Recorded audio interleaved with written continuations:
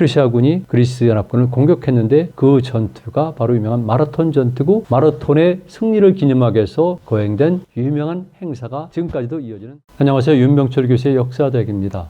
사마르칸트는 아직도 비가 내리고 있습니다. 오늘 대학원 수업을 할 때 한 학생이 질문을 했습니다. 아리안과 스키타이는 어떤 연관성이 있습니까? 상당히 놀라운 질문인데요. 그 주제를 가지고 일단 여러분들에게 말씀을 드리려고 합니다. 스키타이, 아리안 이 관계는 매우 복잡하고요. 특히 한국 사람들은 스키타이에 대해서 엄청난 관심이 많습니다. 그래서 준비를 제가 해왔었고요. 실은 1일 강의를 했습니다. 오늘 강의는 아주 짧게 말씀드리겠습니다. 즉 아리안과 스키타이 연관성만 말씀을 드리고요. 그리고 다시 이어서 스키타이 그리고 아리안에 관해서 구체적으로 아주 상세하게 설명을 드리려고 합니다. 먼저 이해전제를 학생에게 얘기했어요. 첫 번째, 일단 혈연과 생물학적 특성을 분명히 구분해야 된다. 두 번째는 언어, 즉 랭귀지죠. 이런 기호를 갖고 또 구분해야 된다. 세 번째는 유물과 유적을 가지고도 구분해야 되고요. 네 번째는 문화현상입니다. 거기에는 생활, 신앙, 예술, 기타 등등이 있습니다. 이 네 가지 것을 동시에 고려해서 스키타이와 아리안을 구분해야 된다고 얘기를 했었습니다. 그만큼 굉장히 복잡한 개념이거든요. 그러니까 이 지역이야말로 스키타인들 그리고 아리안인들 그들의 본향과 가까울 수도 있고 어쨌든 이 두 개의 범죄에 속한 사람들과 문화와 그다음에 언어와 이런 것들이 뒤섞인 곳입니다. 당연히 관심을 가졌어야 되는데 그렇지를 못했습니다. 스키타이는 문화의 개념이 강하다고 일단 전제를 하는데요. 물론 종족도 언어도 연관이 있겠지만 기본적으로 스키타이 문화의 개념으로 보는 것이 옳습니다. 아리안은 똑같습니다만은 역시 인도 아리안 그러다 보니까 역시 언어란 개념으로 유형화시키는 것이 더 많습니다. 그러나 두 집단은 굉장히 친연 관계에 있습니다. 실제적으로 아리안과 스키타이 자체에서는 출발할 때 더군다나 이를테면 서아시아 지역 그리고 중앙아시아 지역 이 지역까지 오게 되면은 여기는 때때로 구분이 힘들 정도도 있습니다. 예를 들면 페르시아와 스키타이 관계입니다. 그리고 제가 쭉 정리해 보니까 큰 틀 속에서는 아리안이 더 큰 범죄에 있더라고요. 일단 학생들에게 이렇게 얘기했습니다. 이런 네 가지 전제를 갖고 두 집단의 연관성을 살펴볼 필요가 있다. 공간적 면에서 일단 몇 가지 정리해 드릴게요. 아리안은 주로 중앙아시아 서쪽 그리고 서아시아 인도 북부 이 지역에 현재까지 남아 있습니다. 이들은 아리안이라고 얘기를 해요. 그리고 이들이 주로 활동한 길은 사막의 길, 즉 오아시스 로드입니다. 그리고 이렇게 아리안 계통의 사람들이 중앙아시아를 넘어서 현재 신장 위구르 자치국을 통과해서 감속성을 지나서 어쩌면 더 동쪽으로 있을 가능성, 일부 사람들은 오늘날의 동몽골 지역까지도 얘기를 하고 있는데 이렇게 온 길들은 오아시스 로드라는 겁니다. 이거 분명히 하셔야 됩니다. 이들은 사막의 길을 많이 활용을 했구나. 그리고 현재는 페르시아인들 그리고 인도에 있는 사람들을 주로 아리안 계통이라고 얘기를 합니다. 거기에 반해서 스키타이는 주로 동부 유럽부터 알타이 지역을 거쳐서 중앙아시아 일부 그리고 계속 동쪽으로 와서 몽골, 만주, 한반도까지 이어지는데요. 이 길은 스텝 로드, 초원의 길입니다. 초원의 길이기 때문에 유목문화적 특성을 가지고 있고 여기에 연관된 사람들이 움직였기 때문에 같이 출발했을 수도 있고 아니면 같은 범죄에 있다 할지라도 결국 시간적으로 보면은 아리안과 스키타이는 적지 않은 부분, 특히 중앙아시아 동쪽 부분에서는 엄청난 차이가 있는 것이죠. 때문에 스키타이 계통의 사람들은 그 위에 투르크 계통, 즉 흉노 또는 훈으로부터 시작해서 돌골까지 내려오죠. 또 한편에서는 거란 그리고 몽골 이런 몽골어 계통까지도 스키타이 문화를 유지하게 되는 것이고요. 그리고 우리도 일부 스키타이 문화를 갖게 되는 겁니다. 어떻습니까? 이런 공간적 구분을 하고 나니까 점차 좀 이해하기 쉬워지는 것 같죠? 지도를 한번 보세요. 중앙아시아를 기점으로 해서 동쪽 그랬을 경우에는 거의 주로 스키타이 문화가 압도적이다 보시면 됩니다. 다만 조금 전에 말씀드렸듯이 일부 사람들이 동아시아 지역에도 아리안인들 또는 아리안 문화가 들어왔을 가능성을 제기하고 있는 것이죠. 오늘 강의를 하면서도 굉장히 곤혹스러웠습니다. 왜냐하면 이것은 정설이 아직까지는 없습니다. 그리고 아리안인들의 탄생 배경도 그렇고요. 스키타이도 그렇고 통설들이 있을 뿐입니다. 그리고 그동안 정설을 여겨져 왔던 것들도 다시 뒤집혀지고 있거든요. 그래서 제가 여러분들에게 드리고 싶은 말씀은 이것은 언제든지 부분적으로 변화가 가능하다. 이걸 전제로 하는 겁니다. 저는 더군다나 이 분야의 주 전공자가 아니기 때문에 여러 학자들의 서를 제가 공부해서 정리하고 그 틀 속에서 여러분들에게 말씀드리는 것이거든요. 이들이 역사에 등장한 배경을 살펴보도록 하죠. 아리안, 스키타이 그러면 떠오르는 것이 청동기 문화 아니면 초기 철기 문화 그리고 유목문화지 않습니까? 그런데 모든 사람들이 이렇게 오해를 하고 있어요. 왜냐하면 인류 역사에서 청동기 문화는 주로 서아시아 지역 그중에서 더 서쪽, 이렇다면 아나톨리아 반도를 중심으로 한 지역이다. 이렇게 얘기하고 있거든요. 그래서 무조건 거기서 출발해서 동쪽으로 왔다고 생각하는데 그거는 그렇지 않습니다. 그리고 당연히 중앙아시아 지역에서도 청동기 문화가 일찍부터 발달했고요. 동쪽에서도 청동기 문화가 발달했었다는 증거들이 최근에 막 쏟아져 나오고 있습니다. 그런데 일단 중요한 것은 서아시아적 아나톨리아 반도이기 때문에 그 지역의 역사를 살펴보면서 그리고 뒤를 이어서 스키타이 또는 아리안이라고 불려질 수 있는 또 다른 집단이 역사에 등장하는 이런 과정으로 살펴보겠습니다. 여러분들이 아시는 것처럼 청동기 문화가 이 지역에서 발전했지만은 시피플스라고 그러죠. 정체불명의 바다 민족들이 오늘날의 에게, 즉 동부지중해 각 연안에 등장하면서 이 지역에 있었던 많은 고대 국가 문명들을 철저히 파괴하기 시작합니다. 그리고 그 결과가 결국 적재학자들은 후기 청동시대를 붕괴시켰다고 얘기를 하고 있고요. 그런 과정 속에서 또 다른 청동기 문화 집단 또는 철기 문화 집단들이 등장합니다. 이게 아시리아예요. 아시죠? 아시리아. 그리고 이 아시리아가 등장하고 비로소 이 시기부터 역사에서 범아리안계 또는 스키타이계로 계는 집단들이 등장하고 이들과 접촉을 하게 되는 겁니다. 그러다 보니까 우리가 이 과정을 살펴볼 수밖에 없는 것이죠. 다음 단계에 아리안 그리고 이 스키타이 문화에 관해서 아주 구체적으로 상세하고 말씀을 드릴 겁니다. 그러나 오늘은 상호 연관성이고 대학원생들을 상대로 한 것이기 때문에 아주 짧고 간략하게만 강의를 할 예정이에요. 그런데 중요한 것은 이미 중앙아시아 지역 또는 알타이 지역 여기에서도 일찍부터 문화가 발달했다. 특히 얌나야 문화가 설정되고 있는데요. 대학원생들이 모르고 있었어요. 근데 일부에서는 이 얌나야 문화가 인도 유럽어의 조상일 수도 있다. 이런 얘기들이 있고 얌나야 문화를 계승한 것이 조금 동남쪽으로 내려온 적이 있었던 즉 오늘 알타이 지역이죠. 한 옌세이강 유역 지역. 이런 지역에서 발달한 아파나시에보 문화입니다. 자, 이런 것들은 대충은 이해하세요. 그런데 왜 이렇게 말씀드리냐면은 최선더 아파나시에보의 담당자들이 어쩌면은 현재 신장 위구르 자치구에 살았던 백인종 계통 후의 월지로 불려지는 그 사람들일 가능성이 크다는 것이 자꾸 제기되거든요. 이게 만약 수용이 된다면은 우리 동아시아 역사는 정말 색다르게 봐야 됩니다. 그리고 이들 중에 일부는 계속 둥진했다. 이런 것이죠. 자, 이거는요. 제가 타슈켄트 박물관에서 찍은 사진인데 왜 이걸 보여드리냐면은 아나톨리아 반도 쪽에서 청동기 문화가 발달하고 초기 철기 문화로 넘어가지만 이 청동기 문화 발달할 때 바로 이 중앙아시아 지역에서도 청동기 문화가 발달했었다. 이걸 말씀을 드리는 거죠. 그렇기 때문에 일방적으로 보시면 안 되고 그런 과정 속에서 스키타이 아니면 범아리안계가 이 중앙아시아 가까운 지역에서 발생했다고 주장한다면 그건 나름대로 자신들의 청동기 문화를 갖고 서쪽으로 가서 거기서 변화가 이루어질 가능성이 커지는 거죠. BC 17세기, 15세기에 이 지역에 살았던 사람들의 모습입니다. 이런 얼굴들입니다. 그러니까 기본적으로 백인종의 얼굴을 하고 있는 것이죠. 이들이 계속해서 지탱하다가 서쪽으로 이동했던 스키타이 또는 아리안 계통과 직접 연결된다. 그럴 수도 있고 그렇지 않을 수도 있죠. 자, 이걸 가지고 이제 아리안을 들어가는데요. 범아리안이 되겠죠.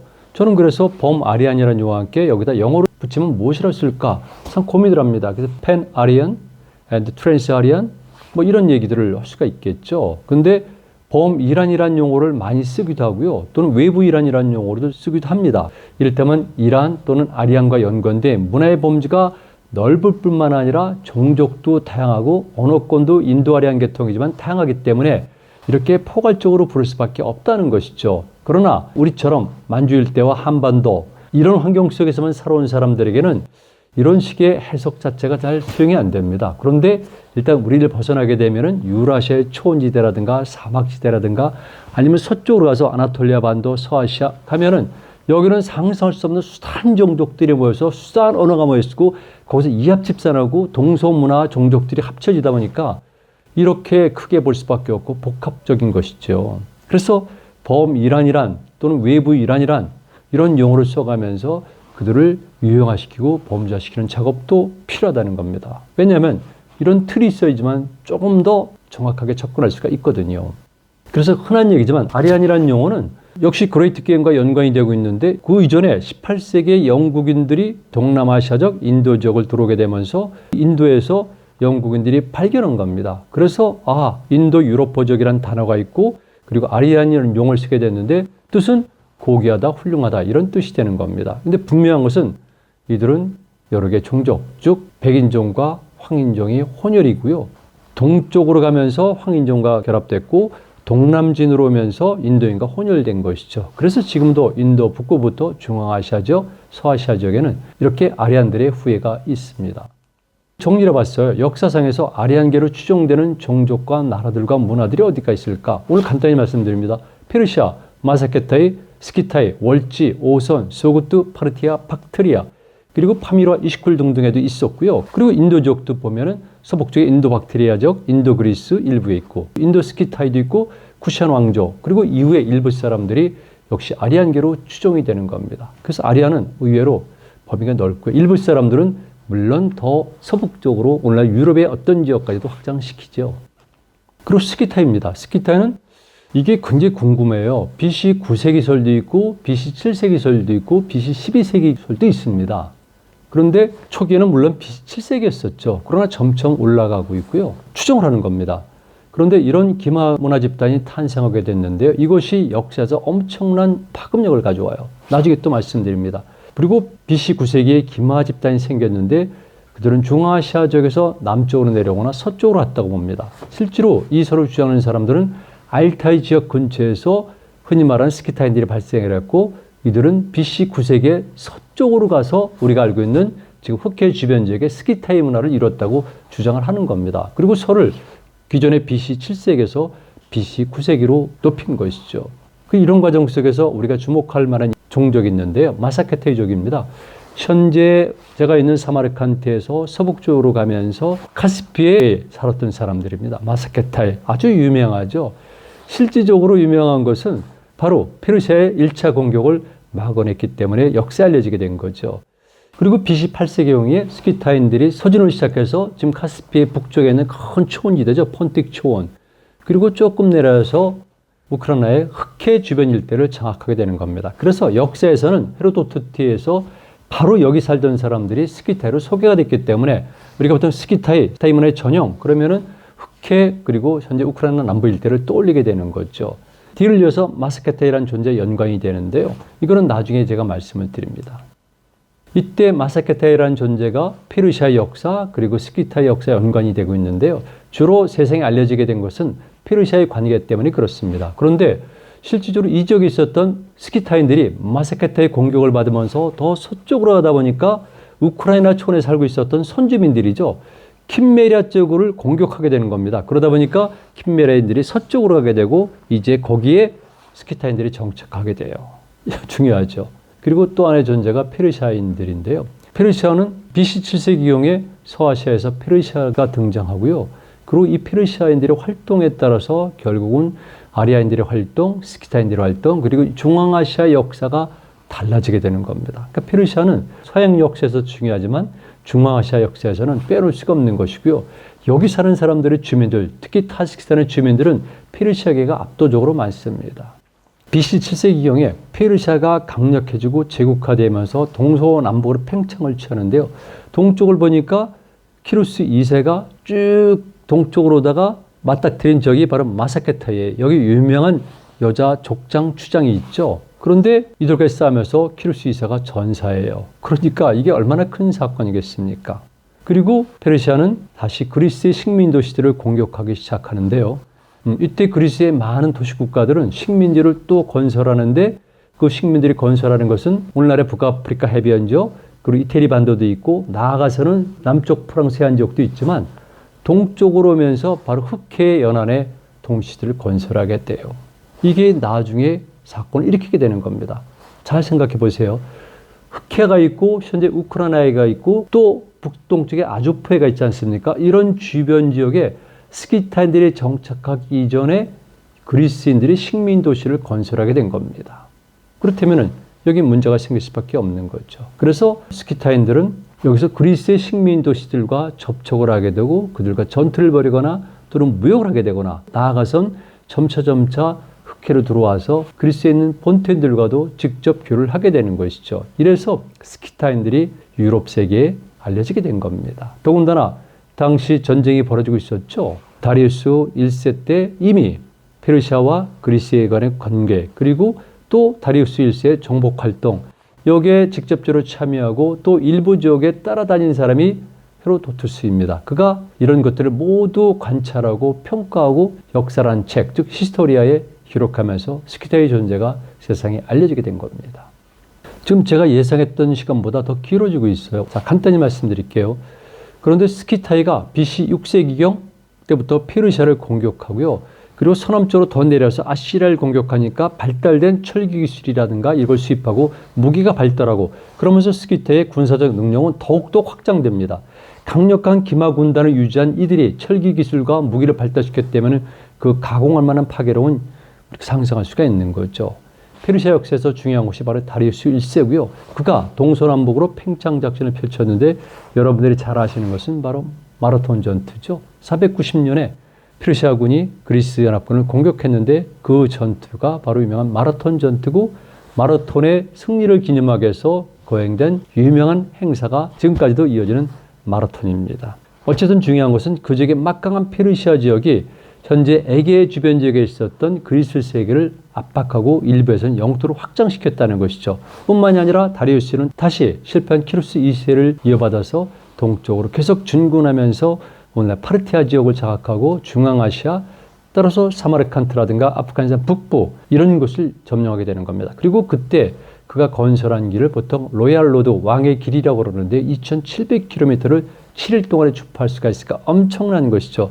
여기서 한 가지 제가 또 말씀드리겠습니다. 실질적으로 이런 왕의 길이 건설됐기 때문에 알렉산더 대왕이 이 길을 일부 활용을 했고요. 그리고 나중에 몽골 군대도 이 길을 활용하고 이런 것을 벤치마킹해서 바로 유명한 참 시스템을 완성시킨 겁니다. 그러니까 다리우스 1세의 왕의 길 건설 작업은 엄청난 의미를 가지고 있는 겁니다. 이때 계속해서 동쪽으로 진군해 들어갔고 아마도 적지 않은 사람들이 정적 진출이 아니라 민간인들의 이주 형태, 세틀먼트 개념으로 더 동쪽으로 와서 우리가 알고 있는 현재 신장 위구르 자치구로 들어갔을 가능성이 굉장히 많은 것이죠. 왜냐하면 결국 훗날 그들이 역사에 중요한 실체로 등장하거든요. 올질한 강력한 정치체제 또는 국가로 이런 것들이 바로 이런 사건들과 연결이 되어 있습니다. 이 지도를 보십시오. 여기 보면은 흑해를 중심으로 해서 오른쪽에 조그만 바다가 바로 아조프해인데요. 이렇게 주변 지역의 그리스 식민 도시들이 BC 7세기, 6세기경부터 건설이 되었고요. 그리고 여기 포진한 스키타이들을 이렇게 구분하는 겁니다. 농미 스키타이, 왕족 스키타이, 농경 스키타이, 유목 스키타이. 제가 지난 시간에 한번 말씀드렸지만 저는 해양 스키타이란 말도 덧붙이게 되는 거죠. 어쨌든 헤로도투스가 역사라는 책을 서술할 때 그리고 한참 전성기였었던 저도 BC 3세기, 2세기까지는 이런 지역이 스키타이의 주된 활동 무대니까 여기는 스키타이 지역이죠. 오늘날의 우크라이나 남부입니다. 왼쪽에 있는 것은 페르시아 전사들인데요. 중앙아시아에 진출했을 때입니다. 그리고 오른쪽에는 황금 팥일 때요. 주목을 해보세요. 양쪽에 그리핀이 마주보고 있습니다. 이런 양식은 아리안 또는 스키타이 양식이고 이것이 우리에게도 계속 전달이 내려와서 한반도 남부 지역에서도 발견된다는 사실을 여러분들은 꼭 아셔야 됩니다. 페르시아인들이 이런 무장을 하고 중앙아시아에 왔었다. 놀랄만한 일이죠. 스키타이 전사들의 모습입니다. 여러분들이 여기서 주목할 것은 한 가지입니다. 오른쪽 두 사람을 보니까 머리에 뾰족한 모양의 모자를 썼네요. 스키타이 그러면 떠올리는 것은 이렇게 뾰족한 모자, 곡갈 모양의 모자입니다. 천으로 된 것도 있고 황금으로 된 것도 있고 그런데 페르시안들도 이런 모습을 일부 있지만 처음에 페르시아들이 볼 때 스키타이를 구분하는 방법은 머리에 뾰족한 모자를 쓴 야만인들 전사들 이겁니다.